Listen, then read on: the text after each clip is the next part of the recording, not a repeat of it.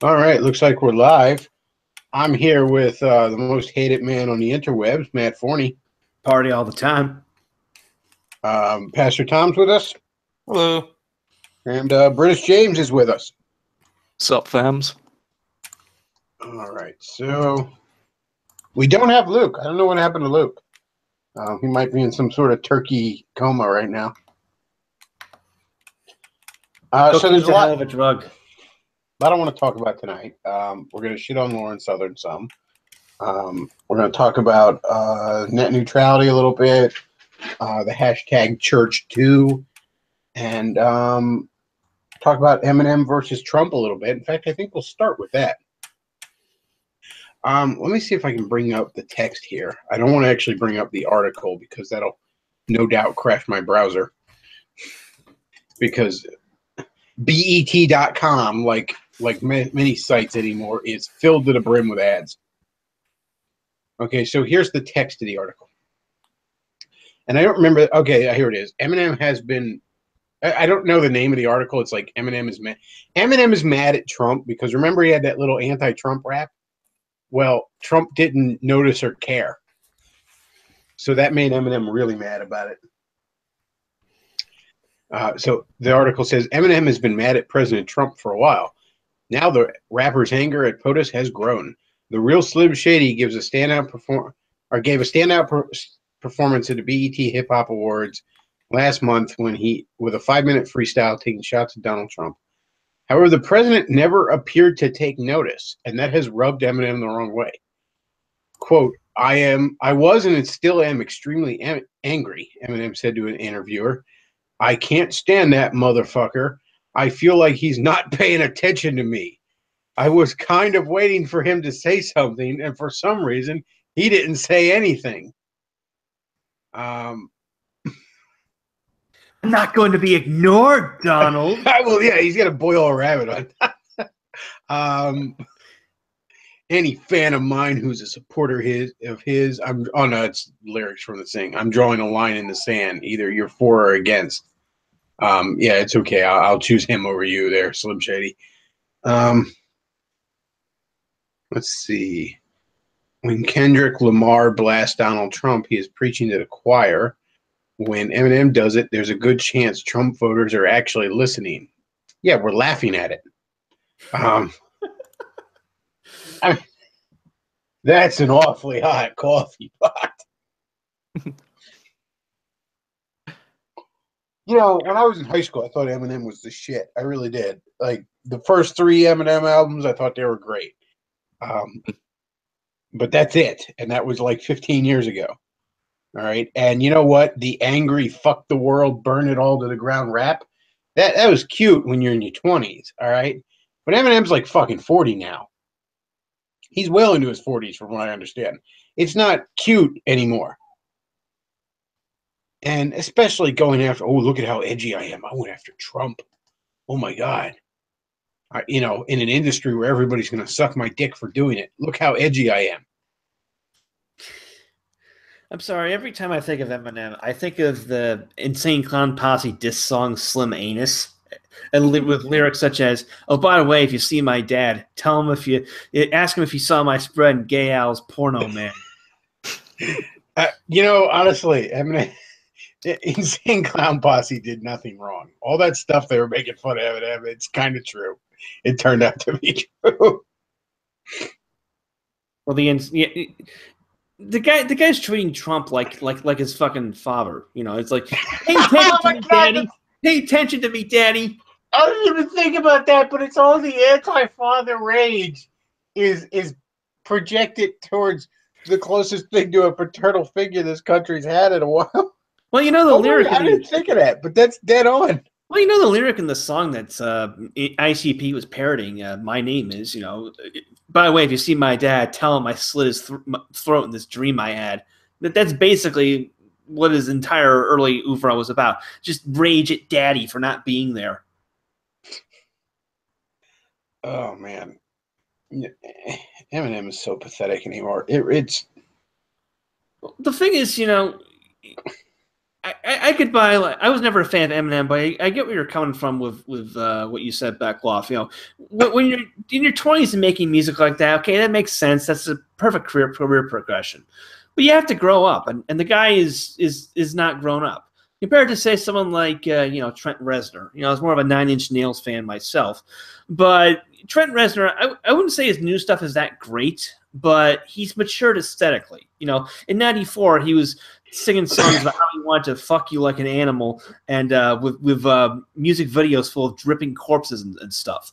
Now he's kind of like an early kind of beta guy. You know, he's married, he has a wife and kids, and he sings songs that are, they've got an edge to him, but he's not like some nihilistic whiny poser. It's like that's what you're supposed to do. You're supposed to grow up and stop raging against the world like a teenager who. Yeah. Do you understand me, Mom? Turns up music. Yeah, that's dead on. I mean, there's something incredibly pathetic, and there's just some. I'm going after Trump. It's just this false, safe rebellion. Absolutely disgusts me. It really does. I can't stand it. Yeah, there was something anti-establishment about Eminem back in the day when he told all politicians left, right, and center to go fuck themselves and the whole world can kiss my ass and something. That's okay. There's actually something to the rebellion back then. Now it's, oh, look at me. Now it's I'm making fun of Trump. Everybody give me a pat on the head. Well, I mean, it's just like when evangelicals be like, "Oh, Scripture is the word of God, not Fox News." It's like, yeah, great job. You're picking on Fox News, and you're so brave. Way to go. You made fun of Trump. Just like everybody else, you're so unique and original and special. Yes, stunning and brave, one might say. Well, it works especially with how he's essentially, as you say, he has a similar thing with a lot of stand-up comedians happen. They start off very fiery, they get a family, and they become dull and boring, and any good comedian just retires at that point. Especially with Eminem's early stuff, he is edgy to say the least. But something with how, for example, 15 years ago Eminem was doing his stuff, everyone still had the perception that Republicans were the top dogs, conservatives were the owners of everything. And now it's 15 years later, and that's the complete opposite case. As conservatives, you're outcast. So it's like seeing a liberal shit on conservatives now. It's like, yeah, it's the top dog taking a dump on the lesser ideology in terms of just status. It's not edgy. It's shooting down. Yeah, it's as the left always likes to say, punching down. Only it actually is punching down. And I'm complaining about racism. It's racist. Oh, fuck you. And Eminem also had a song not too long ago about how you shouldn't date black girls because they're worthless. I mean, don't shut up, dude. And just this is perfect. You talk about like the, what is it? They call it the Trump curse, where everyone who goes against him shoots themselves in the dick. Not only did he do a cringy ass fucking rap that everybody to the right of BuzzFeed was making fun of. But now he's on it. Even BET is making fun of him kind of in this article. Like the comments and shit were all like, what a loser. It's just sad. It's fucking. Did you see what the hell? Andy Milonakis was making fun of him right after he did his rap. Now there's a name I haven't heard in years. Yeah, really. And that was the thing. I'm sitting here and I'm thinking Eminem is rapping about respecting women, and Andy Milonakis is actually funny. What timeline am I in now? But Andy Milonakis just took the video of Eminem doing his rap and going like, "Hey, Donald Trump's a bad president. You should buy my album." And it was just hilarious because it was damn near better than Eminem's actual rap. Yeah, when Andy Milonakis is making a fool out of you. Well, Andy Milonakis did do a mixtape with Chief Keef, so he technically has more street cred than Eminem at this point. Ouch.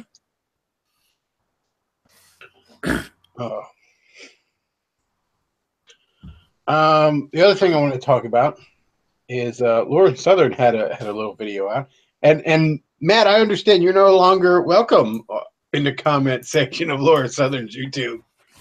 Yeah, I know you talked about this in your stream last night, Bechtloff, but she posted a video called "Why I'm Not Married," and she basically spends 4 minutes rationalizing as to why she's attention whoring on the internet instead of getting married and having babies like the good Lord intended. And her arguments basically come down to, I'm too young, and I'm the exception, and my work is too important, and blah, blah, blah. So I just commented on the video, because it had, by the time I saw it, it had something like 9 bajillion likes. And I just said on the video, everyone who liked this video is a disgrace. I come back later, and my comment is gone. And apparently someone else, I was listening to your stream, Bechtloff. Apparently someone else commented on it, and they were banned as well. Yeah, I think she's probably been deleting. And you know what? The fact that she's deleting those comments tells you that you got under her skin, that she doesn't really believe this bullshit about how. Look, I could respect it more if she just went out there and said, "What, why are you not married with babies? Because I don't want to." Okay, like that's at least honest, Or she could put up with something like, say, like, I'm working on it, Yeah, I just haven't found a guy I want to marry yet. I'd love to get married, but I haven't found a guy I want to marry. That's a legitimate answer. It would strain credibility a bit, given how famous she is, but it's acceptable. But no, you said, sweetie, your work's not important. Okay, you're not curing cancer. You're not fucking exploring the galaxy here. You're writing shitty 90 fucking page books about how boomers suck. You're going on the YouTube. You could go on YouTube while being a mom, no less. This is all work from home shit too. You could have done this while raising a kid. But don't just say you don't want to if you don't want to. How about that? No, you get, I'm different. I'm too young. No, you're not too young, sweetie. All right. If anything, you're damn near getting too old. All right. This crap we've sold the millennials and all about how you need to wait till you're fucking 30 to marry. That's crap. If anything, most people should probably be marrying their high school sweetheart and having kids by their mid-20s at the very least. Yeah, I mean, I unsubscribed from Southern's channel after this. I was never a big fan of hers. I subscribed to like about 3 or 4 months ago because, in fairness to her, she had been upping her content game a bit. She was putting out some good videos on the migrant crisis and her work with Defend Europe, which I liked. But it's evident that she's basically becoming a cam whore. She's a right-wing cam whore who doesn't even take her clothes off for money. It's right-wing findom. She got all those likes from all her pay piggies. Well, she's a step below a Twitch streamer. There's not really much difference. As far as I'm concerned, when she cosplays as Samus, she was adding more to the world than writing her shitty book. Yeah, I mean, actually, this is an amusing bit of gossip that I found on the Rouge Street forum. But apparently, before she became a major right winger, she was into the subcontinental salami. To put it, you mind if I read this quickly, Bechtloff? Oh, go ahead. She liked a little curry. Yeah, she liked a little curry in her coffee. Okay.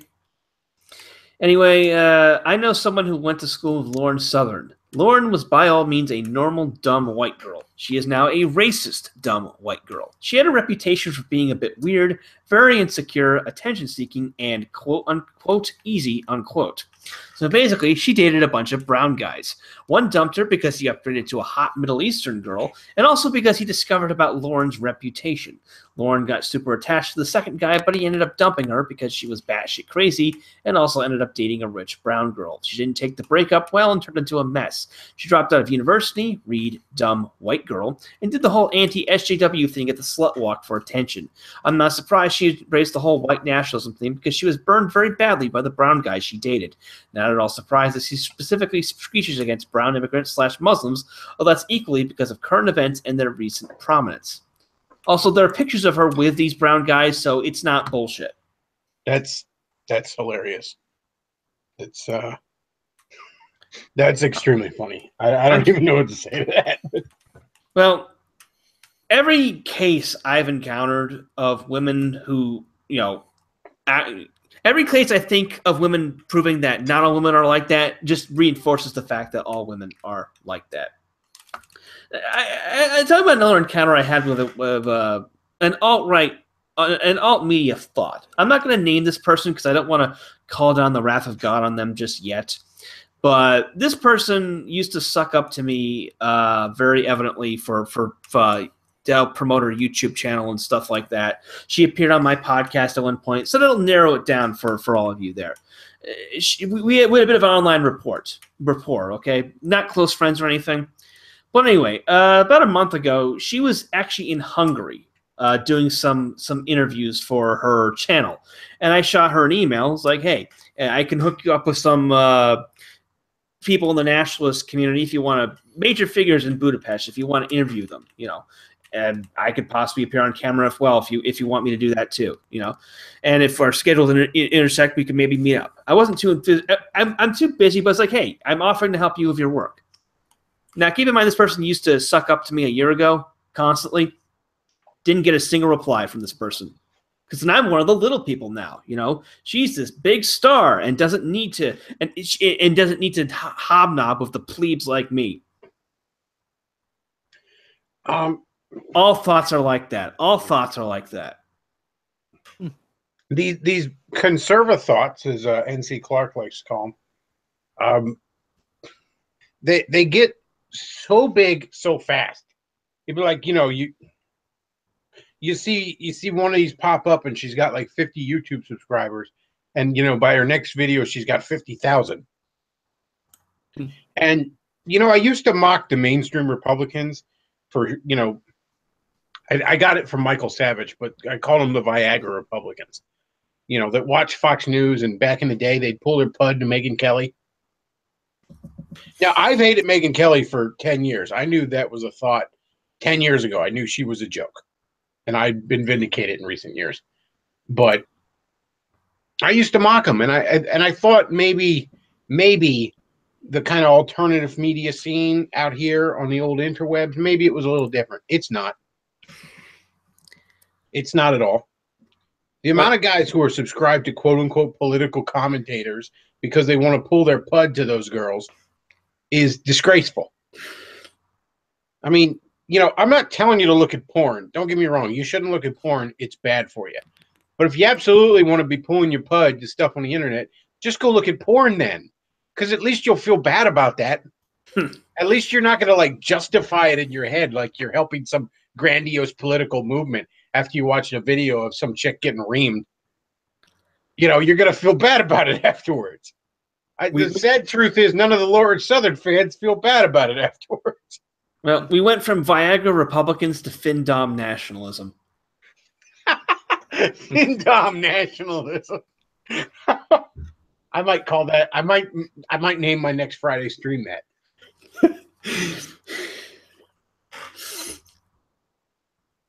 But yeah, it's not just the thoughts, too. Just people in the alt media, just so many of them have no loyalty whatsoever to the people who got them to where they are.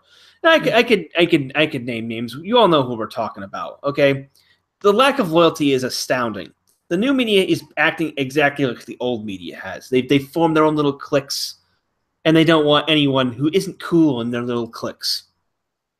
Somebody in the chat just said, "Do please tread on me, Fendom nationalism." This goes with just loyalty in general of a lot of the online personas. I mean, this was something, was it Arini and John Collins was talking about on Wednesday with someone like Sargon, for example. Someone which, mind you, is not like a thought where it just exploded because he had tits, and he was talking about right-wing leaning. Although he does have right-wing leaning. Well, yeah, mind, yeah. But someone who did build up somewhat gradually to a degree. But if you're below him and you try to hit him up or offer something to him, if you're below that sort of limit, there is sort of no dialogue, there's no conversation that can happen. When someone like that doesn't realize that you have to start at the bottom at some point. And you know who that reminds me of? Who was a YouTuber that used to constantly claim that everyone that wanted to challenge him to a debate was below his notice? Oh, that's right. Movie Blob. Sargon, you've become Movie Blob. Well, they're both, fucking virgins who, have never held a real job. No, Sargon has a kid. He's not a virgin. Is it his kid? I thought it was his wife's His wife, son. his son. Is it really? He's just his wife's son. Is that real? Like this is, in clown world, I can't tell parody from reality anymore. But I don't know. At least Sargon got to watch. Probably that's more than Movie Bob's gotten. Oh, God.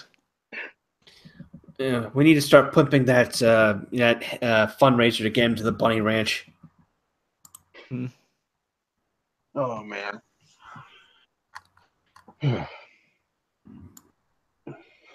So let's see, what else did I want to talk about? Net neutrality. I don't really have a strong opinion of net neutrality because I don't really know what the hell I'm talking about with it, and I'm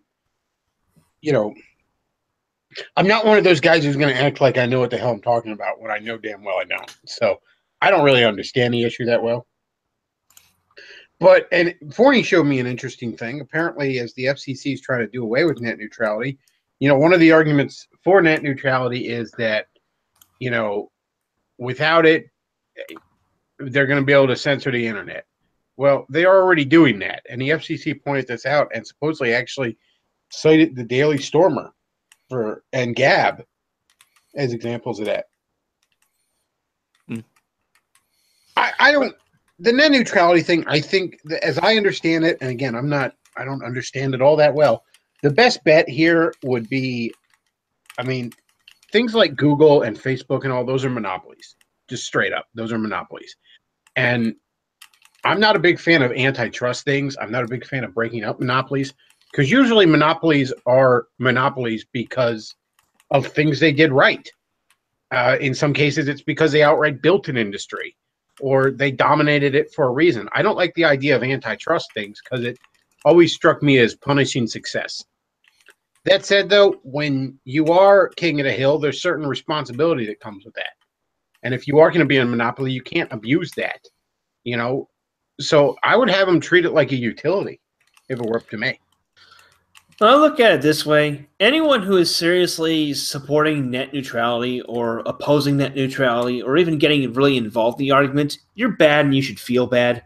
And if you don't change courses, I hope all the bad things happen to you because net neutrality is a completely nonsense bullshit argument. It's a concept that doesn't exist. It was invented by Google and other websites basically as a justification for why they shouldn't be charged properly for the bandwidth that their services use. We did a pretty good explanation in a video of this technical aspect of it, but basically the arguments for net neutrality are both nonsense. The first one is that, well, if we don't have net neutrality, well then the ISPs will start charging tiers and cutting off your access to certain websites unless you pay more or stuff like that. But here's the thing. There isn't a single ISP in the history of the internet that has done that anywhere in the world. Nowhere in the world can you find this system. Nowhere in the world. And consider that the vast majority of the world does not have anything resembling net neutrality. They don't have it in Africa. They don't have it in Latin America. They don't have it in Asia. They don't even really have it here in Europe. They don't have it in Russia or any places like that. It's only in the U.S. And even before it was implemented in the U.S., no ISP was doing this, charging extra for privileged access or whatever it is. So that argument is nonsense. Number two, the argument in favor of net neutrality is that, well, ISPs will start censoring people and websites they don't like. We wouldn't want that. Yeah. I mean, we shouldn't. ISPs should not be allowed to censor the internet. Only Google and Facebook and Twitter should be allowed to censor the internet. And in fact, the FCC filing released today, talking about how they are going to. Hush up! I gotta. Before you go ahead, I gotta shoot this dog. Okay. Don't get too much blood in your hands. Anyway, the FCC filing today announced that part of their argument for ending net neutrality, they actually said straight up, we're not worried about ISPs censoring people because Google and social media websites are already doing that. In fact, I'm going to read the relevant passage from the FCC's brief. You can find out my Gab. Go to gab.ai/Matt Forney, and it's on page is 120, 122. 261, consensus against blocking and throttling. We emphasize once again that we do not support blocking lawful content consistent with longstanding commission policy. The potential consequences of blocking or throttling lawful content on the internet ecosystem are well documented on the record and in commission precedent. Stakeholders from across the internet ecosystem to oppose the blocking and throttling of lawful content, including ISPs, public interest groups, edge providers, other content producers, network equipment manufacturers, and other business individuals who use the internet. This consensus is among the reasons that there is scant evidence that end users under different legal frameworks have been prevented by blocking or throttling from accessing the content of their choosing. Is also among the reasons why providers have voluntarily abided by no blocking practices, even during periods where they were not legally required to do so. As to free expression in particular, we know that none of the actual incidents discussed in the Title II order squarely implicated free speech. If anything, recent evidence suggests that hosting services, social media platforms, edge providers, and other providers of virtual internet infrastructure are more likely to block content on viewpoint grounds. And the citations they use to prove this in the footnotes are, in descending order, the Daily Stormer being banned from Cloudflare, Gab being banned from the Google Play Store, and Twitter censoring a conservative politician in Tennessee, Marsha Blackburn, because her anti-abortion ad was too harsh. Google, the FCC is woke. They are calling big tech out on their bluff. They're saying their arguments for net neutrality are total bullshit because these companies are censoring everyone to such a degree that any supposed censorship from the ISPs would be completely redundant. The FCC is using this to basically cripple the Google and Twitter and Facebook and the other big tech companies that have formed a monopoly and are using that monopoly to censor any speech to the right of Karl Marx.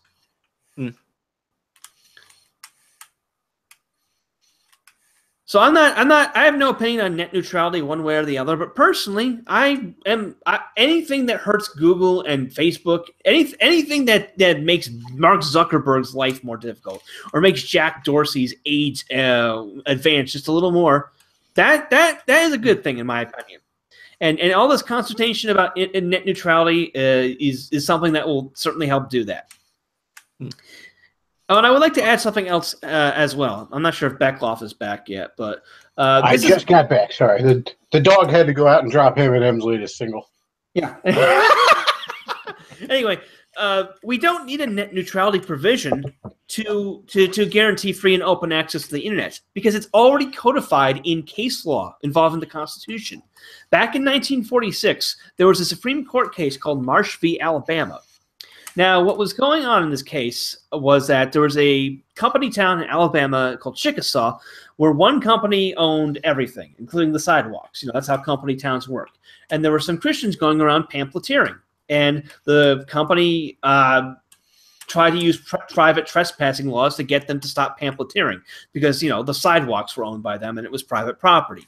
They sued, claiming they had a right to free speech. It went to the Supreme Court, and the Supreme Court ruled in favor of the pamphleteers and against the company.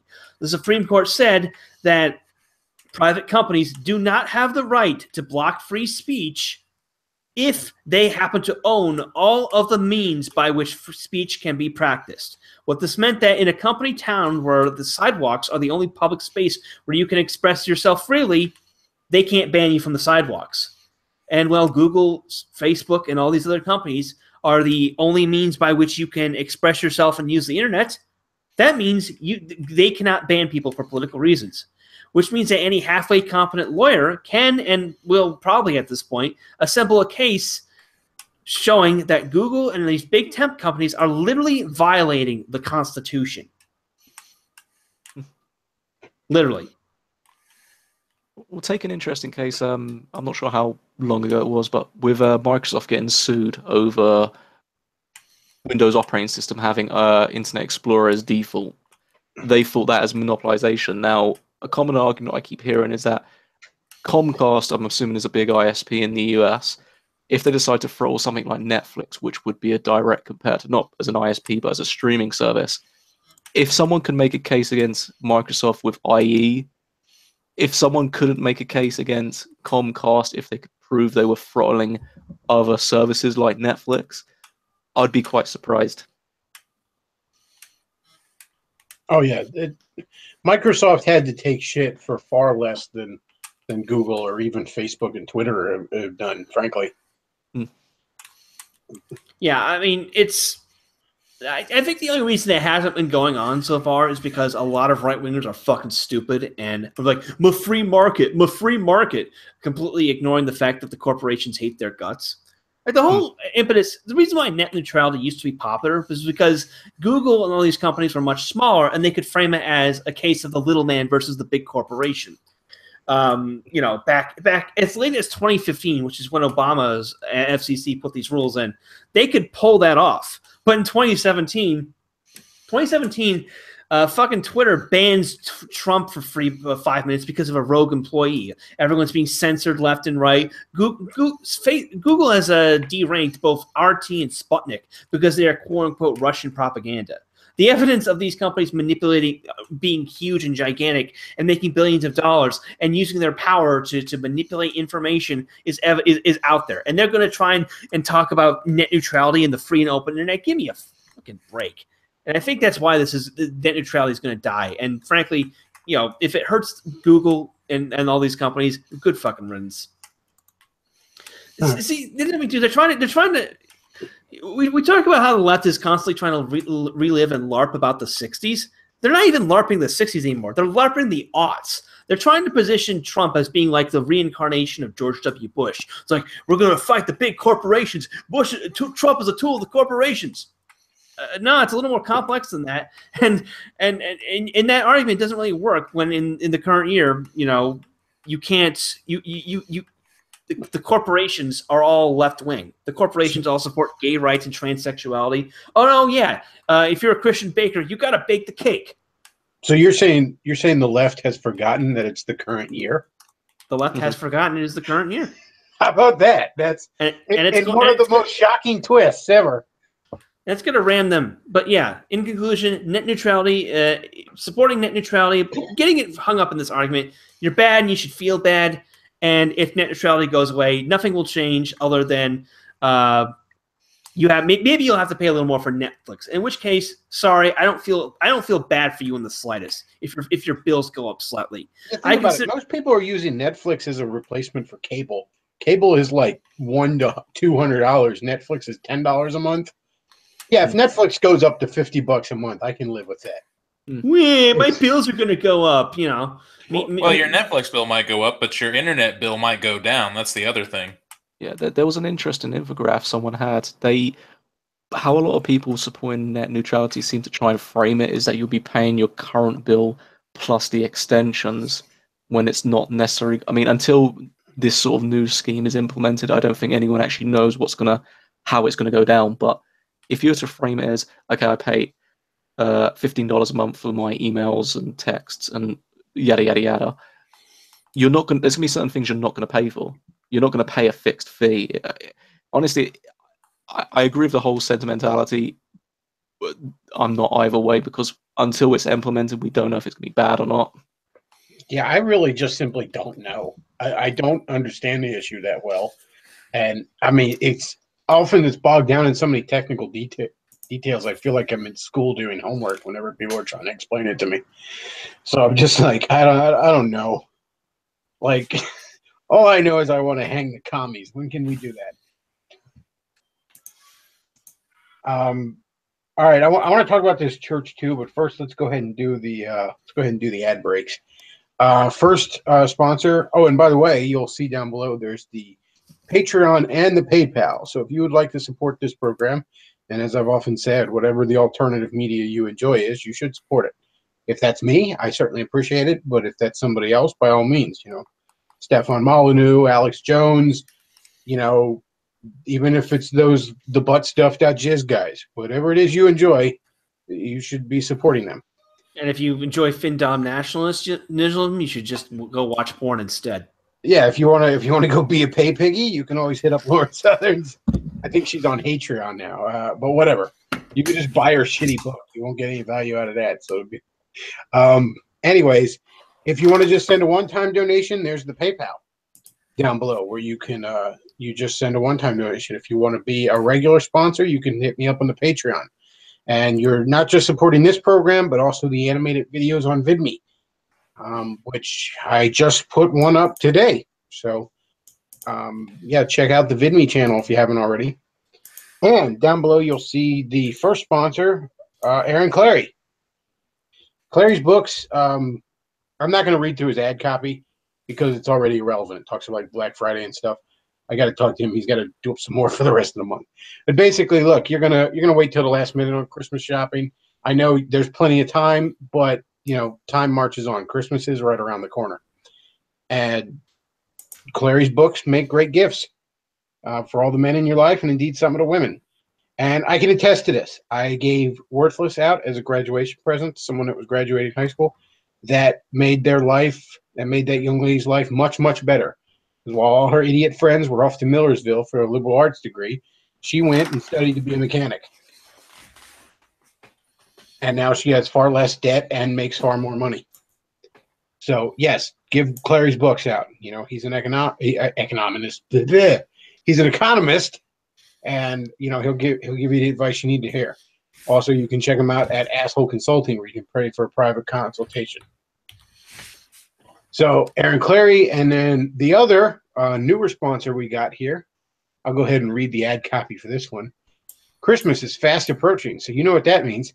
Catholics will be out in full force promoting their idolatry. Show the world you refuse to tolerate their shenanigans with a custom t-shirt or a hoodie. Our fine products are dank and currently on sale for Black Friday at irreverentapparel.com. That's irreverent-apparel.com. With the promo code TheBechtloff, all one word, shipping will be free also.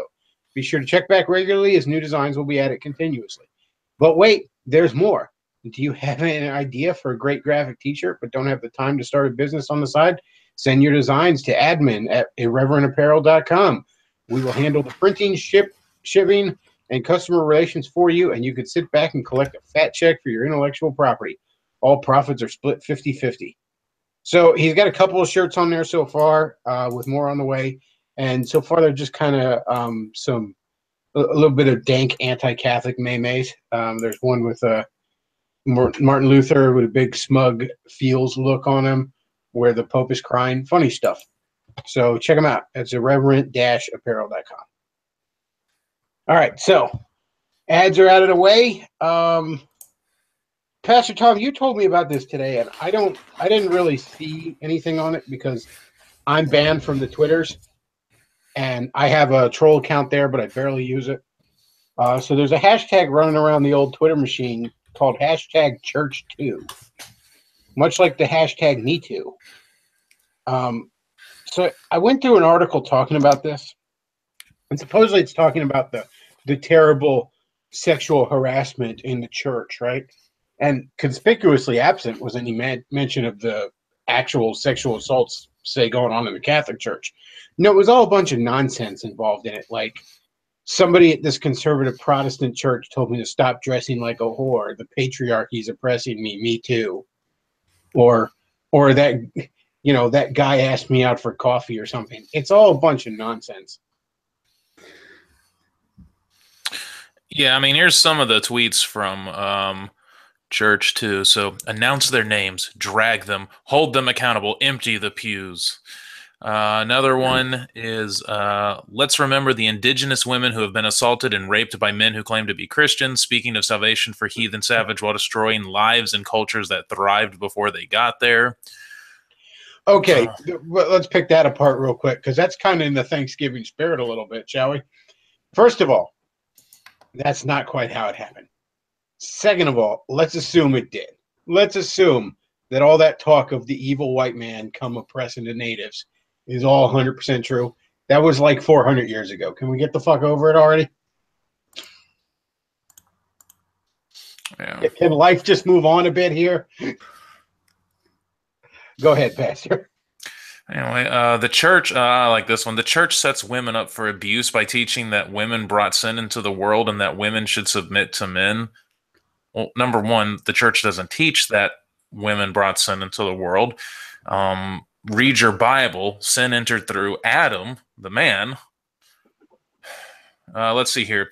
When a youth pastor's wife, whom I admired, gave me a 4-page letter telling me to hide my figure when around her husband because I might cause him to sin, I told my mother. She scolded the wife. The wife apologized by giving me another letter on female modesty. I was 17. Hashtag church too.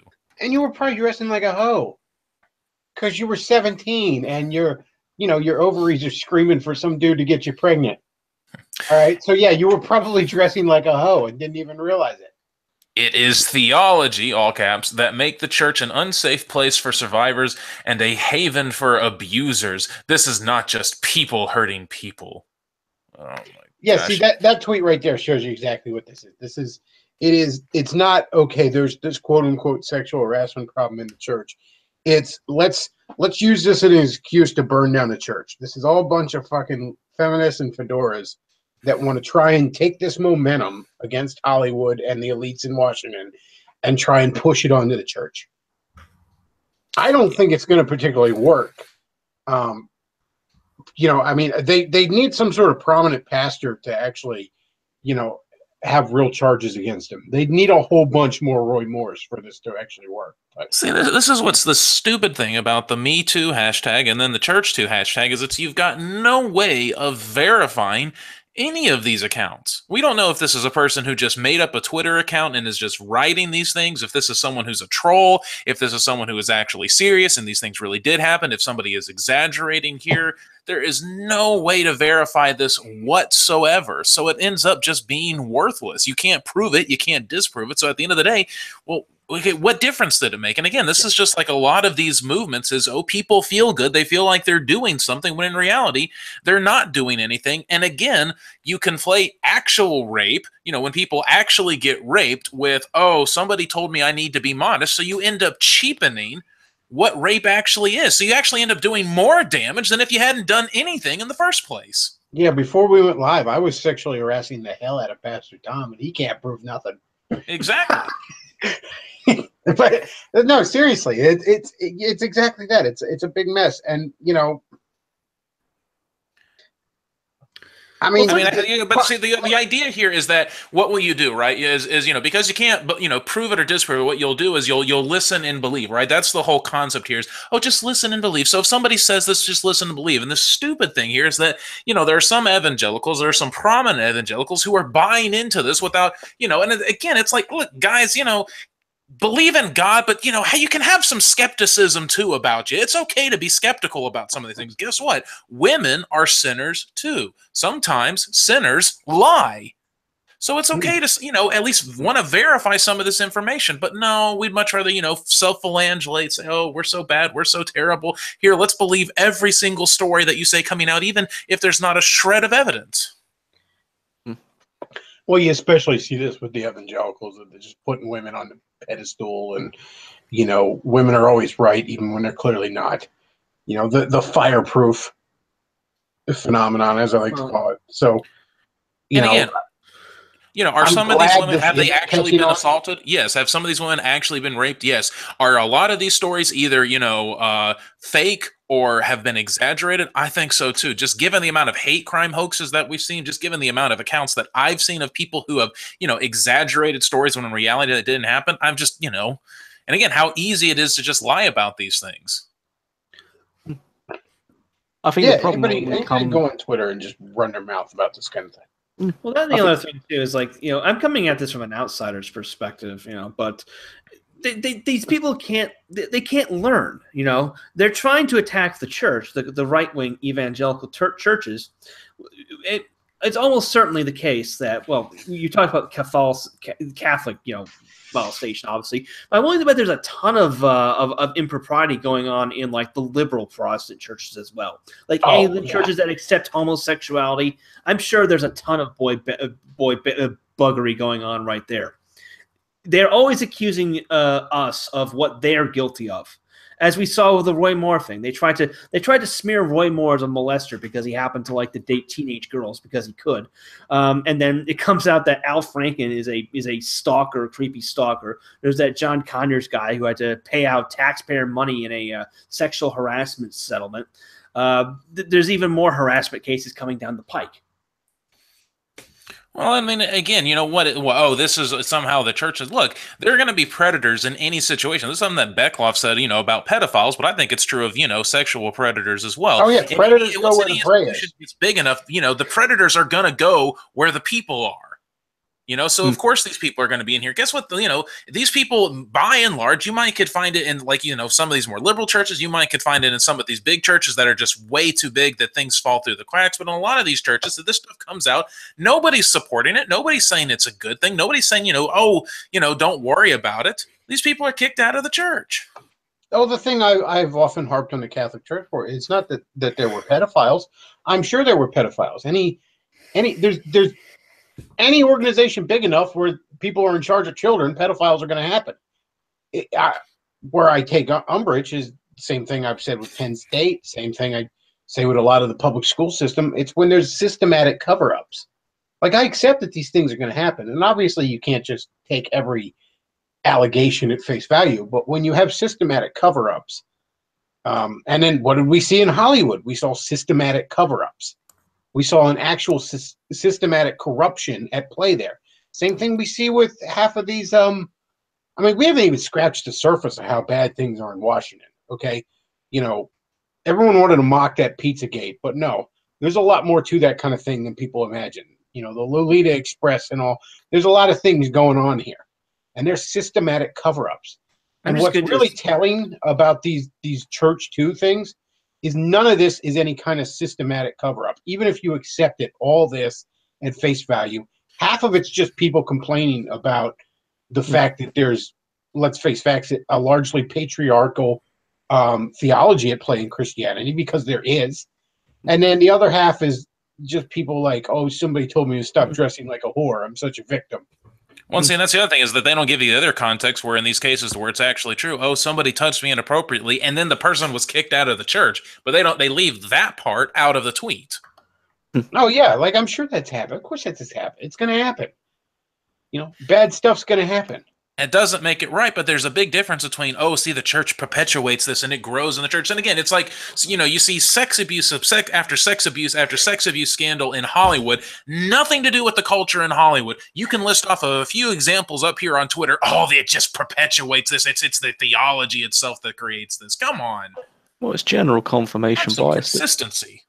The people trying to, believing and pushing these anonymous tweets are the sort of people who don't believe it, but they want it. That's the thing you got to understand. The only way you can really extinguish these sort of, is it Church 2 as you call it? Yeah. Just ignore it. And obviously acknowledge if there's real ones, because you have to acknowledge real ones. That's not the point. But honestly, it's on a level of mudsling, and there's nothing you can really do about it. It's juicy gossip at best. Oh, yeah. Well, I mean, like I said, that's the problem. And that's why it's ultimately worthless. Is, I mean, like, you know, because, again, none of these can be proven or disproven. But the fact that what bothers me, I guess, the most in this sense, and I guess I'll sound more like an evangelical in this sense, though, is that it does hurt actual victims, because they are, you know, all of these things, you know, you equivocate, you know, actual rape or actual sexual assault with somebody told me to dress modestly, or somebody told me, you know, that I look nice.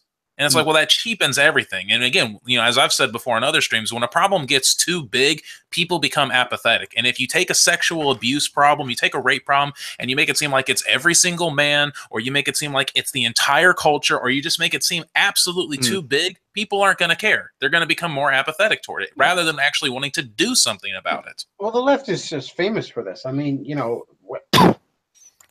it's become this huge joke, but I mean, feminists on the internet will complain that everything is rape, you know, I mean, and then the whole Black Lives Matter thing. I mean, there are real problems with police brutality in this country, but all these ever want to point to is some case of the good boy who didn't do, he did a lot of stuff. He didn't do nothing. No, he did a lot of stuff. And the cop was probably right to put him down like a wild animal, because he was acting like one.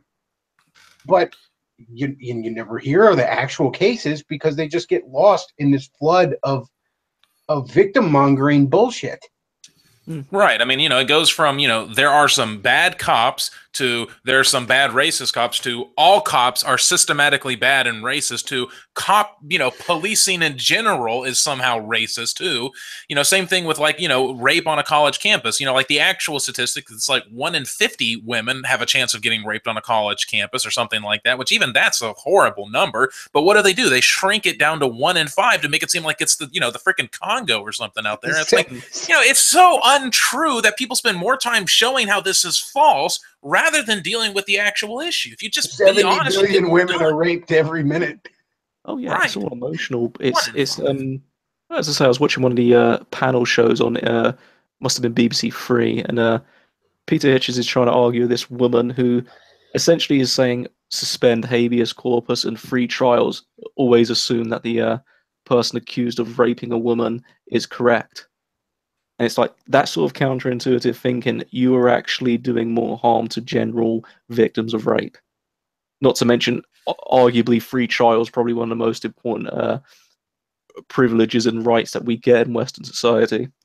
There was some girl on Twitter who was saying we should absolutely do that same thing. Just believe all women all the time. And if some innocent men's reputation gets crushed in the meantime, well, that's a price I'm willing to pay. And it's like, you don't have to pay that price. You're a woman. It's not your reputation or your life that's going to, be the price to pay. It's the men who are going to have to pay for this. I think the funniest retort I ever saw to that with one of these feminists talking about how, rape victims should just automatically be believed was they showed a picture of the lawyer and the black guy from To Kill a Mockingbird.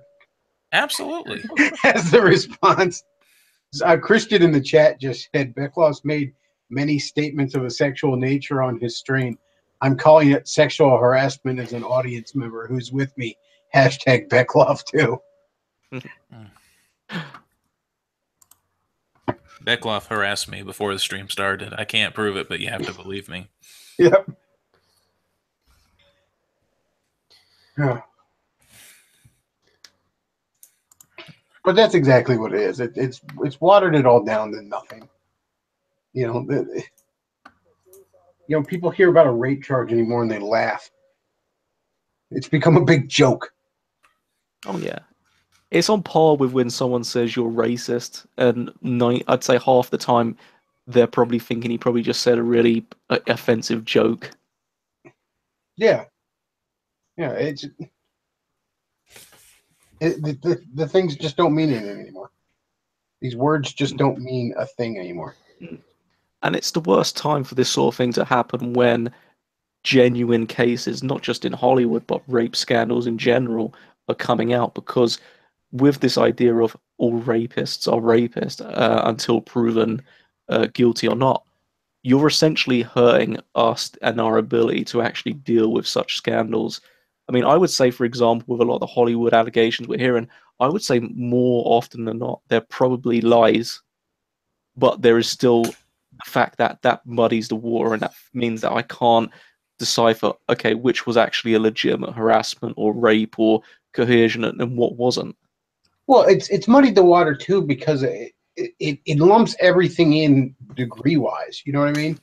Like, right, it's wrong to punch somebody in the face, but punching somebody in the face isn't killing somebody. And likewise, you could say it's wrong to sexually harass, but sexually harassing isn't raping someone. Well, I mean, there's a big difference between, and I'm not saying that any of these are okay, but there's a big difference between smacking a girl in the behind, there's a big difference between rubbing your junk on a girl, and then there's a big difference between raping her. All three of those things are different, but yet they all get lumped into the same category. I mean, I'm not saying that any of those are okay without her permission. Rape is obviously, you can't, it has to be with her permission. But anyway, I'm not saying that any of those are okay, but, they're different. They're different. Yeah, likewise, it's different than me saying, hey, you know what? You want to be in my big movie? Well, you can suck on my balls first, and then you can be in this movie. That's a lot different than Charlie Sheen, allegedly, butt raping Corey Haim, holding him down while he screams rape. There's a little bit of different degrees going on there. And that's different from asking a girl out, and then when she rejects, saying, you hoe, you jerk, you whatever, that kind of thing. I mean, again, none of those things necessarily are okay, but they're different. But that is a huge problem with this muddying of the waters or watering things down, lumping everything in together, is it does a lot more harm than good. And that's the sad thing about what a lot of the leftists do, unfortunately, though, is, they muddy the waters so much that nothing ever gets done. If they just be honest, more would get done, because, again, these are issues that don't have to be partisan issues. I mean, they've taken sexual assault and they've turned it into a partisan issue. Yeah, for a group that's meant to be progressive, they end up destroying a lot of nuances and the ability to actually fine-tune things. Well, look at sexually anymore in the West, we have this bizarre anarcho-tyranny. And I pointed this out numerous times. We live in a world where a 19-year-old will have his life destroyed because he got caught with his 17-year-old girlfriend. Or possibly a 17-year-old will be accused of possession of child pornography because his 17-year-old girlfriend sent him a boob shot on his phone. That's going on at the same time as, Salon trying to normalize pedophilia. Except for when Roy Moore does it. Yeah. So the Salon writer wanting to fuck a 9-year-old is okay. Roy Moore might have hit on a 15-year-old when he was 30, so we should string him up. That's the world we live in. Well, mind you, the last time a magazine or sort of column like Salon tried to do that, it ended up Hulk Hogan destroying Gorka over double standards. So please keep doing it, Salon. Please do it to Hulk Hogan. Here's an interesting question. Somebody in the chat, Christian says, Bechtloff, thoughts on the Girl Scouts saying it's sexual harassment to have your daughter hug a relative for Thanksgiving? I saw this article passed around where the Girl Scouts, which was supposedly, remember, this was once a Salt of the Earth organization.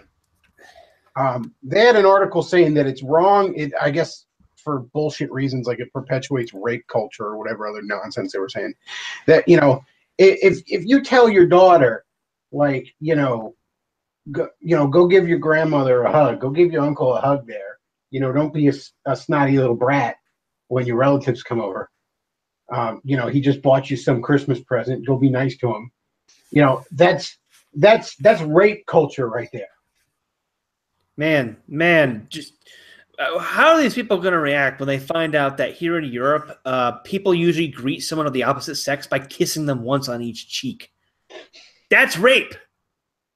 I'm raping every woman I know because I kissed them on the cheek like you're supposed to do.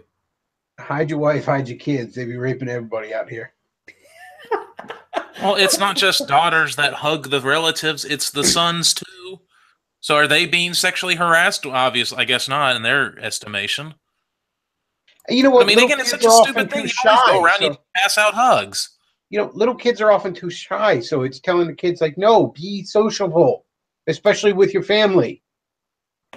I mean, gosh, we had Thanksgiving, yesterday, and some of the nieces and nephews were there, and it's just like time to go. Okay, go pass out hugs. So they go around, hug everybody. I mean, really, that's sexual harassment? Give me a break. Well, what's the latest thing that someone was trying to get the film? Is it not Snow White? Might have been Snow White. Sleeping Beauty. Yeah, Sleeping Beauty. Trying to get that banned because she couldn't consent. Yeah, some mom tried to not let the kindergarten they'd show kids cartoon movies at last day before a break or something. The mom's like, no, you the day before Thanksgiving break. The mom's like, no, you can't show Sleeping Beauty because it's all about rape. Sure, that's a perfect. Everything is rape now. Oh gosh, I can't wait to see how this happens with CPR. Oh, you gave that girl mouth-to-mouth resuscitation, rape, sexual assault. No, that's actually, I saw that women are less likely to get CPR right now. Now, part of that is a man is just, feels a little weird about touching a woman's chest if he doesn't know. Most men feel awkward about that. But by and large, in an emergency situation, people get over a little feeling of awkwardness. But these days, who knows you're going to be charged with fucking rape? So yeah, men are just like, there was a joke Bill Burr had once about being afraid to be around other people's children because of all the sexual assault charges. Like he'd go to a friend's house and the kid would be like hugging him and he would throw his arms up in the air and go, look at my hands, look where my hands are. Oh, well, I know a lot of people who work with children and stuff. And they can't let the kids hug them anymore because they're so scared of it. Kid goes to hug them and they're like, nope, no, don't do that. You It know. was the Bill Burr bit. It was like, if I see an unaccompanied child, I'm like, get that thing away from me. I am not going to prison. I won't last a day. Of course, a lot of them have to watch this video called Youth Protection, and guess what's one of the rules that they mention in these youth protection videos? Don't ever be alone with a child. Hmm. Where have I heard that rule, but maybe slightly modified? Another thing I saw on YouTube, quite interesting, or Facebook, I mean, a little meme, where it's like a picture of this chick all like passed out drunk on the sidewalk, and it was probably some MGTOW or whatever passing this around originally, but it was like, you may feel the urge to help this person, but that's probably a terrible idea, and there's a good chance you'll get charged with sexual assault when she wakes up. And it was kind of an exaggeration, but it's sort of right. A lot of guys would feel, the urge to go up to her or, maybe try and walk her to somewhere else or something. Probably a bad idea this day and age. Yeah, I mean, I wouldn't even say that's a no. I think when you watch any comedy, when you've got the bumbling protagonist trying to help the quote unquote damsel in distress, it turns out she's not in distress, and now she thinks he's the creep. You're gonna have that, but she's gonna be pressing charges.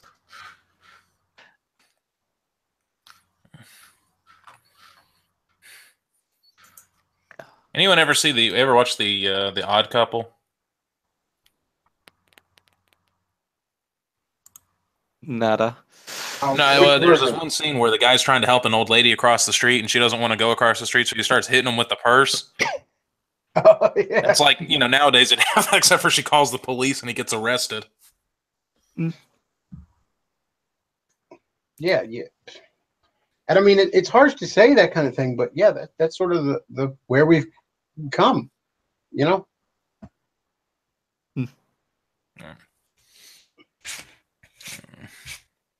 Stranger Things too. There was that scene where the one girl is drunk at the party, and the one guy drives her home and stuff. And I just remember looking at that scene, thinking, man, these days, he'd have to worry about getting charged with sexual assault or something. Because that's the other thing. I mean, so many of these leftist narcissists, they can't process guilt. And so they think they're a victim. These girls that are whining about how they're a victim of Harvey Weinstein. No, you feel guilty because, he said, suck my dick, I'll make you a star. You sucked his dick, he made you a star. And yeah, you feel guilty about that because you're not supposed to be a whore. But that doesn't mean you're a victim. Yeah. I'd also say it seems you had a deal. He fulfilled his end of the deal. You're not a victim. Yeah, you feel bad about it because you weren't supposed to do that. I'd also say it's another case of leftist mentality of not being able to see that both parties can be wrong to a degree. Like, when you see, for example, you're blaming the victim of someone who got raped because you told her she shouldn't have got massively wasted or walked through a dodgy neighborhood. It's like, I'm not trying to alleviate the rapist of saying, oh, he didn't do anything bad because she did that. I'm saying is, there's repercussions for what you do. I wear a seatbelt, I lock my doors at night. If I don't lock my doors, that doesn't mean the police officer is going to say, oh, you didn't lock it, so you obviously told the guy to rob you. Yeah, exactly. I left my door unlocked, so that was consent. No, that's not how it works. But again, for as much as leftists like to imagine they're smarter than everybody and they're oh so progressive and more evolved and all this other bullshit, they really don't grasp any kind of nuance. They think of things like a child. Responsibility is not a zero-sum game. No. You have a responsibility to take certain precautions in life. For example, lock your door at night. Now, if you fail to lock your door and somebody walks right in and steals a bunch of your shit, it didn't make it okay for them to do that. But at the same time, while they were wrong to do that, you were an idiot for not locking your door. I mean, it's a balancing act between, sort of taking reasonable precautions, and what reasonable precautions might change from time to time, versus, victim blaming kind of a deal. I mean, there can be one time where, yeah, it's like, like you said, if you don't lock your door and someone comes and robs your house, yeah, that doesn't make it okay. But again, you didn't make it any harder for him, did you? Well, I'll repeat it. I find it ironic for the leftists who try to not see, but conservatives are usually seen as the black and white types, wrong or right. Leftists usually are seen as the intelligent, everything's subjective. They don't seem to understand that you can actually have a grey area in a lot of cases, which they would say is black and white. Well, I mean, that's my thing. I think there is black and there's white. The problem is that black and white are put on top of each other. So, from our perspective, everything sort of appears to be gray, and a lot of times. With leftists, the biggest problem is a lot of times they can't see anything but gray. So, if anything, everything's become just this one shade of gray to them. So they're less nuanced than the black and white guy because they only see in one color. Well, you could probably simplify it anymore, and just for a lot of them, just say, well, whatever helps out my cause is white, and whatever doesn't help out my cause is black. And Pretty much with them. I mean, it's as I've often said. What does a leftist believe in? Whatever's most destructive.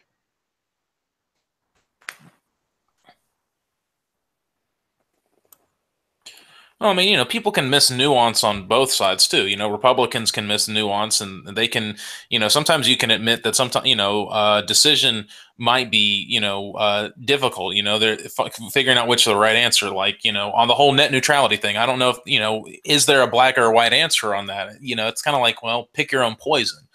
It's not necessarily something where it's like, net neutrality good, non-net neutrality bad, black and white, boom.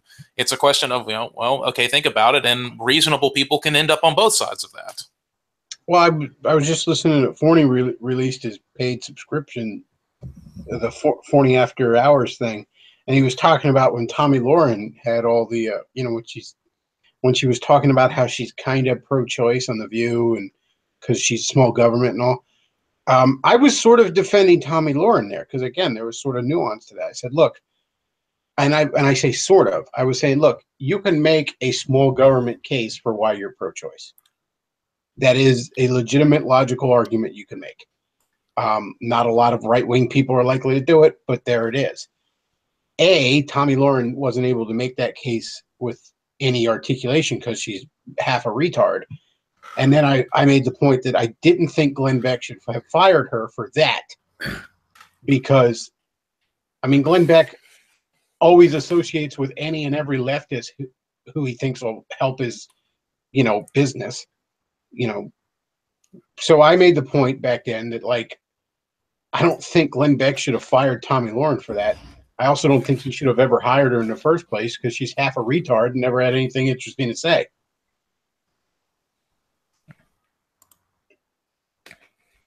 By the way, you should all go listen to that. Yeah, he shits on Richard. I did. Yeah, Forney shits on Richard Spencer a lot in that. It's very funny. Mac, I shit on Richard Spencer. That's never going to get old. Yeah, that guy looks gayer than come on a mustache. There's one. What, Richard Spencer? What's this, Pastor Tom?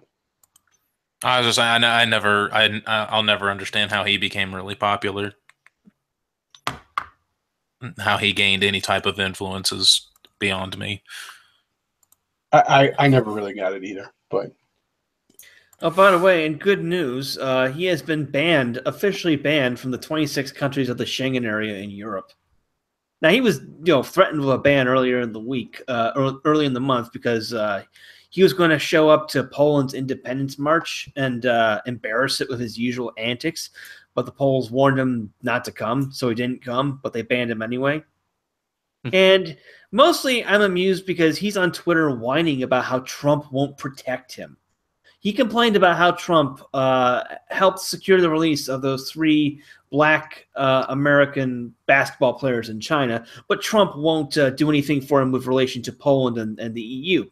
Now, keep in mind, the 3 Americans, black guys who were in prison, Chinese prison is not a good place to be. These third world countries, these non-American countries, they're known for, shall we say, cruel and unusual practices in their prisons. So there's a qualitative difference between trying to get American citizens out of a situation like that versus what Spencer expects President Trump should do, and that is force Poland to admit a non-citizen who they consider undesirable. It's like Poland has no right. Spencer has no right to enter Poland or any of the countries of the EU. You know, you have no right to enter any country that isn't your own country that you don't have citizenship with, or some sort of immigration, whatever. Yeah, wouldn't it be incredibly hypocritical for Trump? You know, who campaigned on the idea that a nation has the right to decide who enters it, to be running around saying no, but you have to let dipshit Spencer in. I mean, take for example, I think from the UK, I think Michael Savage and Ann Coulter are banned. As much as I disagree with that, if Trump tried to get that reversed, it's not within his purview. No. And I mean, Savage got so butthurt when that happened. I mean, look, I like Michael Savage, but he's a very emotional man, and he's a very egotistical man. And he took that as a personal slight, as it was really intended, and did not take it well. As I think Spencer is. I think Spencer's really just taking it as a personal slight. You know, I don't know. Maybe Spencer should go whine to his deep state fucking buddies. Well, it doesn't occur to Spencer that he's basically put himself in the same boat as Eminem with, Daddy, notice me, Daddy Trump. Which is especially relevant because Spencer's father, from all intents and purposes, was absent from his life. Dear Trump, I wrote you, but you still ain't calling. Mind you, of the amount of meters of dick Spencer sucks, I'm surprised he can't find a way of getting into Europe. The meters of dicks. Yeah. So you're in metric land now, boy. Yeah, metric system. I mean, it's just astounding to me the alt-right in general, they still haven't gotten over getting betrayed by Daddy Trump back in April with the Syria strike. They still, you got people on Gab and Twitter, whining how things are worse now. Things are worse for them now. They're getting deplatformed and all this. And yeah, at the same time, we're watching the Democratic Party implode due to sexual harassment scandals. The friggin' Jews who run Hollywood are getting exposed to a bunch of lechers. The Goyim know. The Goyim know all this shit. We've got deportations are up. The economy's up. The FCC is about ready to crush Google. We are living in the best timeline. I don't see how anyone can. I mean, there's been speed bumps. Obviously, there are problems that we have to deal with. But I don't see how anyone could look at how we are today versus how we were a year ago and say that things haven't improved. Two things. I'd also add the Saudi purge is somewhat Trump related. And yeah. The second thing, I don't know. Oh, you go. I was going to say Saudi is liberalizing so much they're going to start issuing tourist visas next year, and I actually might visit just because I want to go. I want to see what the kingdom is like. I want one of those tourist visas. I mean, look. The thing with Spencer, I'll let you go here in a second, there, James. Cool. The thing with Spencer is, like, I'm sorry, but I would ban Spencer from any place I had control of, too. Okay? Because the best thing you could say about this guy is he's cursed like a monkey's paw. All right? Either he is malicious, or he's a deep state operative, or he's a useful idiot, or he's just magically cursed. But everyone around him suffers. Everything around him turns to shit. Okay? So, yeah, I wouldn't let him anywhere near a place I was in charge of either. I'd be like, get away. This is like a bill. It's like a black cat crossing your path. You just don't want it. At the very, very, very least with Donald Trump, at least when some, crazy feminist says something, we don't have to hear it coming out of the president's mouth like we did with Obama, like we would with Hillary. At least this stuff can just sort of be said, and it's just said by them, and then it just goes away. I was going to add, I don't know how much of you guys were following Scott Adams on the election run, but I've been going through the book he just released at the end of October, Win Bigly. I would honestly recommend, I mean, I'm about 5 hours in, it's about another 4 hours to go. The guy's an ultra-liberal, but he's someone who self-admittedly says in the first act, he lost a lot of friends, just simply saying the fact that even though he didn't agree with the policies, the level of actual persuasion and execution and actually essentially wiping everyone out at the primaries and actually winning at the actual election. It's honestly, he describes Trump as a sort of one in a sort of generation shitpost, essentially. Someone who just Scott works Adams, really he efficiently. wasn't a Trump fan, but he just was intellectually honest about the fact that guy's going to win. You know, he analyzed Trump as a political phenomenon just from the political horse race aspect of the election, which, you know, that's something I noticed was very, very gone from this election cycle because everyone was so emotionally invested in it that everyone was trying to sell you on what they wanted to have happen or thought would happen or whatever, especially on the left. There wasn't a lot of coverage of just the political horse race aspect of things. And Scott Adams was one of the few people, certainly the only leftist I know of, who was like, this is just how things are shaping up. Oh yeah, when Trump was at 2% likely to actually win at the primaries, let alone the election, he was still saying, yeah, he's going to win. I mean, he admits there's only one time he thought maybe Trump might lose, and that was during the whole Pussygate thing. And even then, he sort of thought the day after, do you know what? It's still not going to sink him. He's got this. Not to suck my own dick here, but I said from the beginning too that he had it. In fact, when he first made his announcement speech, I thought he wasn't going to get through the primary, but if he did, he'd kill it in the general election. And the only time I really got kind of nervous was when he first attacked McCain, because this was still in the primary, and going after a veteran, I thought that was the grand sin among the Republicans. They just wouldn't forgive that. And I didn't realize that everybody hated McCain so much by that point. It didn't matter. Songbird McCain. Yeah, everybody was like, "Yeah, fuck McCain." that was caused my boner to grow about an inch. Yeah, when that happened, when he attacked a former POW for being captured, I thought, "Oh man, all these military channel ass watching armchair general Republicans are going to flip out." And when they were all like, "Yeah, fuck McCain," I was like, "This guy's bulletproof." I'd also add on to the topic of the actual Win Bigly stuff. And as you mentioned, the whole alt-right, alt-light, daddy Trump's betrayed us. To paraphrase, essentially, you've got to look at the fact that there's two narratives being played out at the moment. People saying that Trump is a great leader and that and the other half is saying he's the next Hitler. Now, when people said, "Oh, Trump's not beheading Mexicans and sending them back; he's only deporting the criminals," he's backing off. You've got to understand from Trump's perspective, he's essentially got to take the other half of the population who think he's the next Adolf Hitler, and has got to essentially destroy that image and do it so long enough where they can't technically keep that film playing in their head, as he puts it. He's going to essentially change their narrative. And it works out brilliant because no one can disagree with the point deport criminals on the right, especially because if they don't want them, you're definitely not going to want the criminals. So it's persuasion, which they don't seem to understand. It's funny that the same leftists who think Trump is Hitler want the government to disarm everyone. The worst guy ever is in power, so I want him to take away my guns. Good game, leftists. Good job there. All right. Moving on. I guess probably wrap up the end of the show here. We're going to talk about some Thanksgiving kind of holiday memories, as it were. Go around. I know James, in that rainy socialist island you call home, that you don't have Thanksgiving, but I mean, I'm sure there's some sort of holidays over there. I don't know. Well, you'd like Guy Fawkes Night. It's about celebrating a Catholic getting hung, drawn, and quartered for trying to kill a Protestant. So, oh, cool! That sounds like a party.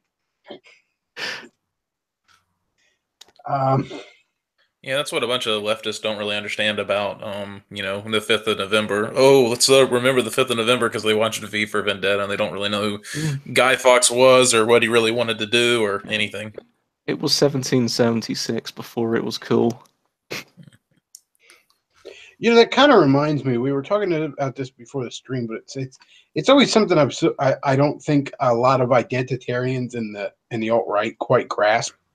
But like, because Forney, you were talking about what was it in Hungary where the two sects are fighting or something, and the only difference in Bosnia. Yeah, the only difference is one is Orthodox, one is Catholic. The thing is, no matter how homogenous you make a society, it's going to split into different layers. Okay, ultimately, if the only difference is it doesn't matter how small the difference is. Ultimately, societies are going to split into subgroups. That's just how it is, and sometimes those subgroups are going to be completely at each other's throats.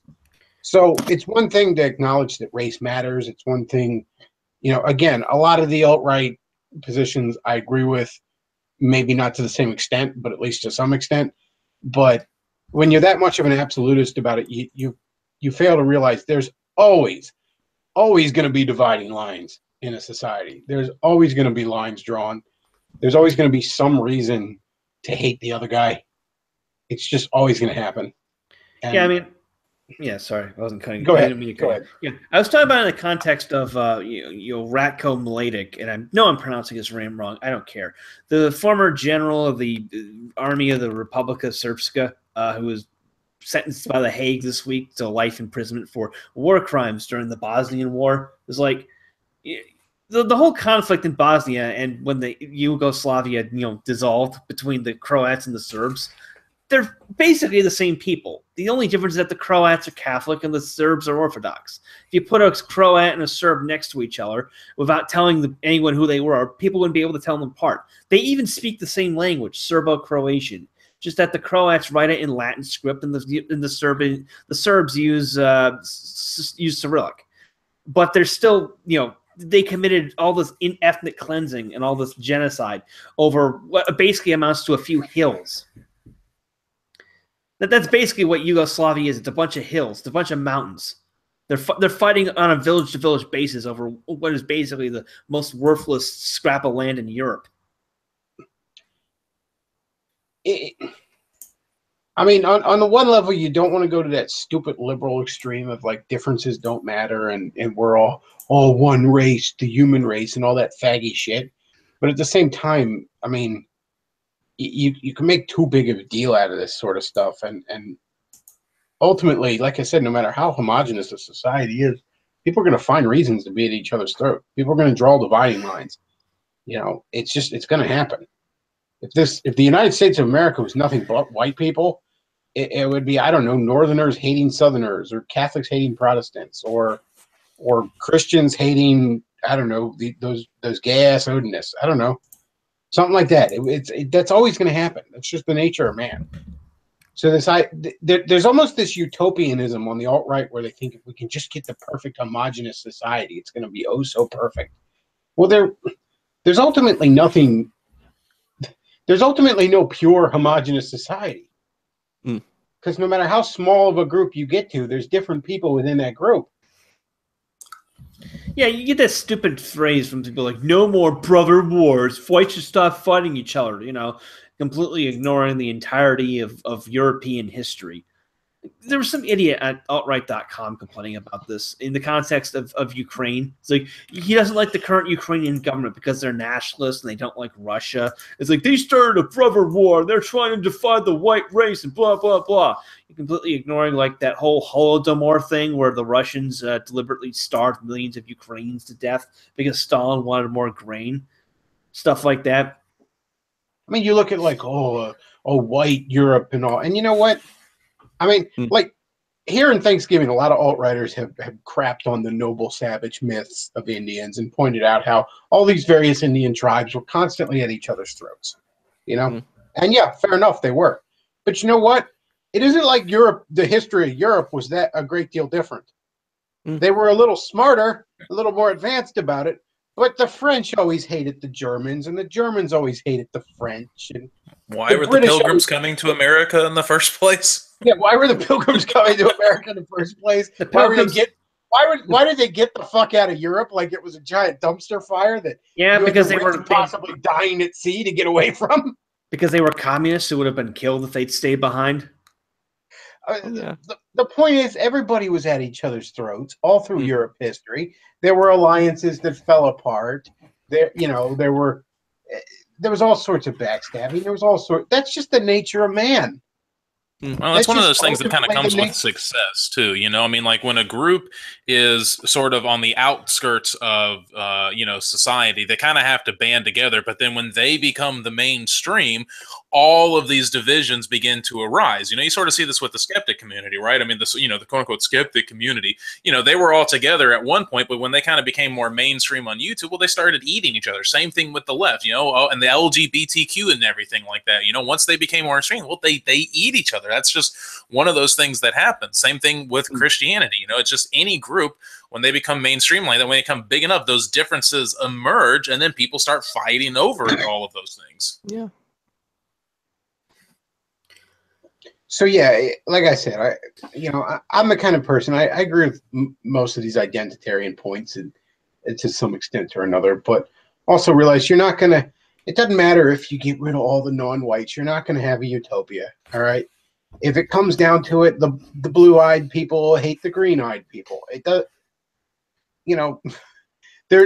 Man has no shortage of reasons to hate his fellow man.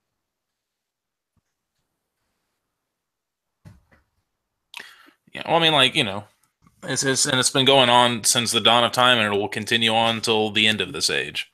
As Davis Arini likes to say, by the time God created the third human being, there was a conspiracy launched against the other two, by two of them against one.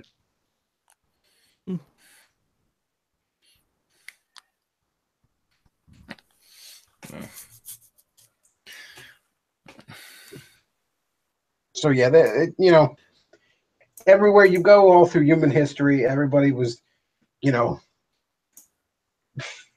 since the time man began, we were chugging rocks at each other. Because fuck that other guy. Why? Because look at him over there. Just look at him.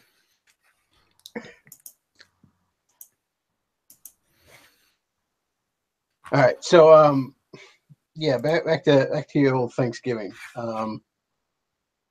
So how was everyone's Thanksgiving? Anybody do anything interesting? I know Forney obviously wasn't with family. He was I assume there was no holiday over there. It was a typical Eastern work Europe. day.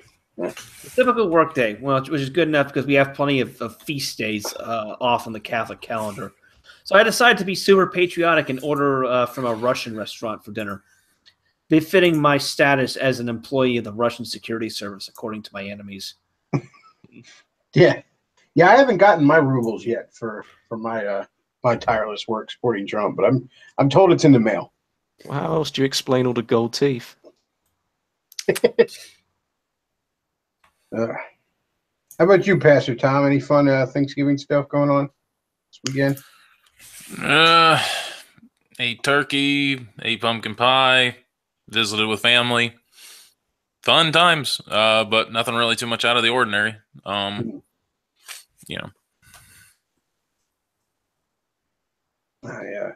don't really have a lot of. I mean, I go to my dad's cousin for Thanksgiving. I don't have a ton of big Thanksgiving traditions. I mean, other than like Black Friday, I always put up the tree. Any Christmas decorations I'm going to put up, I usually do that Black Friday.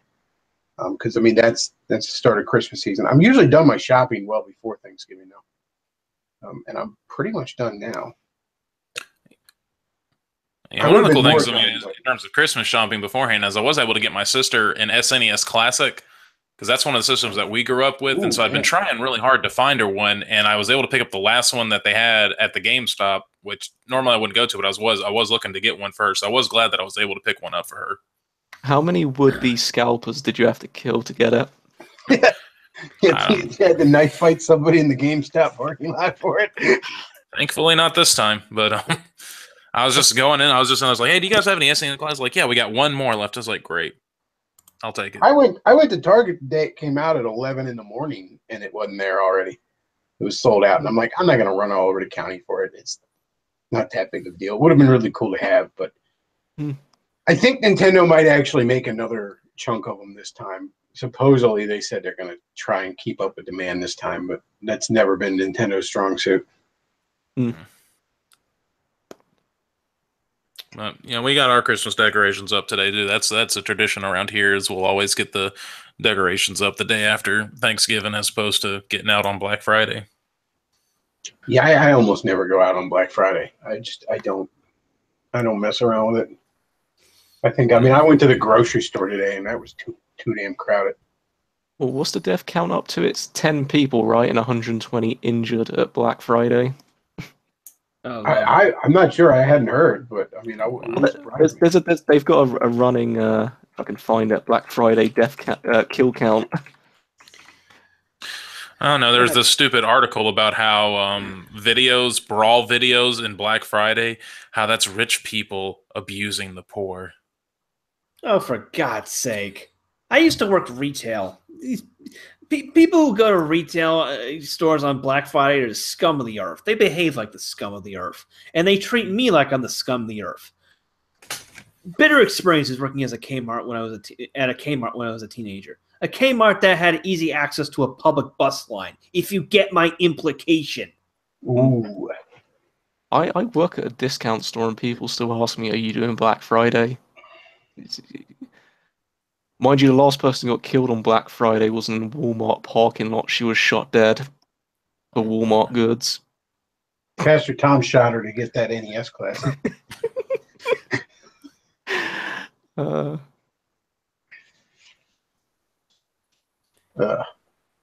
this is the first day, Black Friday, where I actually left the house and actually did something. And that's because here, I don't have to worry about having to work retail at a place with access to a public bus line. Well, I also had to go out because I bought a dress shirt from H&M a couple days before, and I bought it when it was closing, and the clerk forgot to take the security tag off, and it didn't go off when I left because they shut it off when I was heading out the door. And I didn't want to risk, taking it off myself and ruining the shirt. So I had to go back and get the security tag taken off. And it was a nice, pleasant experience. It's a nice, pleasant experience when you go shopping at a mall in a city where where public bus line doesn't immediately equal anarchy in the streets. Somebody in the chat was mentioning that I guess it's supposedly easy to hack the SNES Classic to add more games onto it. I actually was thinking about building one of those little RetroPie things. I saw a do-it-yourself like instruction thing, and it's like a little cabinet that, I mean, it's probably like 10 inches by 6 inches, like rectangle. Is it one of those little like Raspberry Pi computers? Yeah, and it's got like the arcade joystick with 6 button controls that you can hook into your TV, and it was showing you how to program stuff into it and all. My dad's got one of those. He really likes it. Yeah, I was thinking of doing it over the. I was thinking of doing it over the winter as kind of a do-it-yourself project.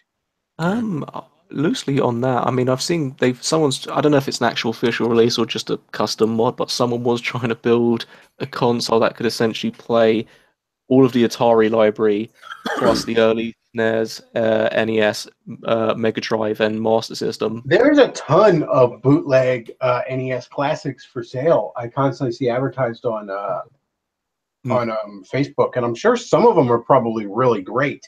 But it's just a question of not getting the shit one, because a lot of times it's like, oh, it's got 100 games on it, or 500 or 1,000 or whatever. And then it turns out it's got like 3 games you give a shit about, and then a bunch of bootleg Chinese games.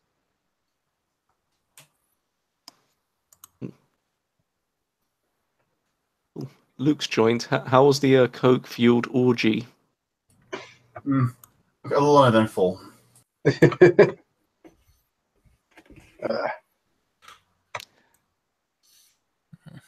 On a slightly American note, at the store I work with, and this relates to the Amish, funnily enough, I had 2 separate occasions women from Pennsylvania arrive, and normally if I hear an American, I'll ask where they're from. And as the Bechtloff fan I am, I had to bring up the AQ. And the first woman who I did mention that to, I said, "Oh, I've got a friend, he's not very fond of the Amish." And when I said Amish, the first thing she did was sort of give that look. She said, "Oh, the Amish, yeah, those." And she sort of gave the look of someone who thinking of a really, like, a child in their family that just really disappointed them. Well, that's the thing. Anybody who thinks the Amish are cute and quaint probably don't live around the Amish. I also found out another thing. I don't know if this is true, because you might have to get a foreigner to test this. Apparently, the Amish are really racist English people. They call them quote-unquote outsiders. Well, literally, their term for the non-Amish, us unwashed non-Amish, is the English. Oh, God. That is what they call the non-Amish. Oh, that's the English there. It's their equivalent of Gentile or Goyim. Yeah, it's their equivalent of Gentile or Goy. They call We all was the rest yellow of- teeth and the shit. rest of the world is the English. Yeah, we was yellow teeth and shit. Dudes in red China are the English, according to the I Shut come to the- shut it down. The English Or if- know. Or if I do the come to English. No, shut it down. if I Yeah, do come to the US, I'll arrive in a red shirt, just straight up musket.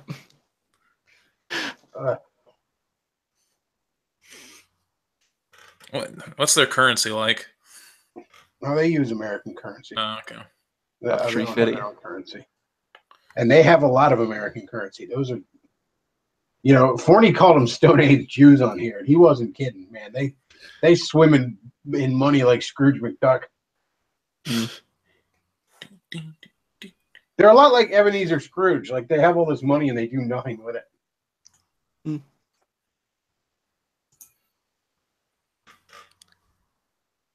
Aside from building bigger and bigger pools with which they can drown in shit. Which is a thing they do. Never forget. What do they Why? actually believe in? What sect of Christianity are they most aligned with? Anabaptist, maybe? I would say probably, but it's just I don't know, man. It's almost like their theology is almost like baptism and orthodoxy got fused in a nuclear accident. You need a time machine to understand that. Yeah, I mean, don't get me wrong. I can't begin to tell you the line of logic that tells you the God of abundant life doesn't want you to have a flush toilet. Here we go. 5 beliefs that set the Amish apart from other Protestant Christians. The nature of salvation. While the Amish share the belief that most Protestant salvation is unearned gift from God, they don't believe that faith automatically guarantees salvation. Many reject the belief common to other Protestant denominations that anyone can be certain that salvation is guaranteed. They believe in being separate from the world. Evangelization is another one. Most Christians see spreading the word of God as a central responsibility to their faith. Many Amish, on the other hand, feel no obligation to evangelize, preferring to let their faith show by the way they live. Separation of church and state. And then the Ordnung is an oral tradition of rules and expectations that govern every aspect of Amish life, private, public, and ceremonial, rather than being written set of rules that must be memorized. The Ordnung is taught by living, much like children absorb and learn their native tongue by living it. It's a code of conduct that evolved over decades, and it differs slightly from one Amish congregation to another. I really hate those people. I mean, words can't describe the burning, deep, almost psychotic hatred I have for those motherfuckers. What is it you say, Forney? Like, you hope you can one day hate something half as much as I hate the Amish. Another odd tangent. Obviously with Georgia A. Romero died recently. I don't know if you've heard, Chris, but his son's going to be making a prequel to Night of the Living Dead. Actually set, because the fun thing is, a lot of those zombie films, they try to act ambiguous to what causes it. But the funny thing is, if you watch the original Night of the Living Dead, it does actually say what causes it, like outer space radiation from a satellite. His son, I think, he got like $40,000 from like a Kickstarter. He's actually going to make a prequel based around that premise. Oh, that could be awesome or terrible.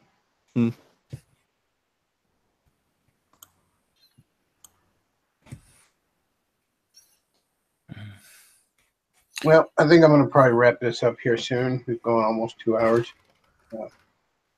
I think I'll stop the stream by reading my Christmas list. All right, because it's the start of the Christmas season here. It's Black Friday. I put this on Gab and Facebook. But all I want for Christmas, right, is a short list. Taylor Swift's new album, a Nintendo Switch, for Trump to declare martial law, abolish the Congress, and begin rounding up and executing all the communists, and a pack of Andes mints. So that's it for me.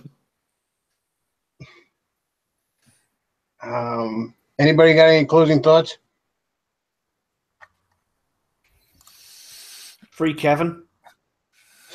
Oh, wait, he's already free. That joke's old. Don't go see this new Star Wars movie. It's probably a waste of your time. Yes. 1776 was a mistake. Make America Great Britain again. No. Screw all monarchies.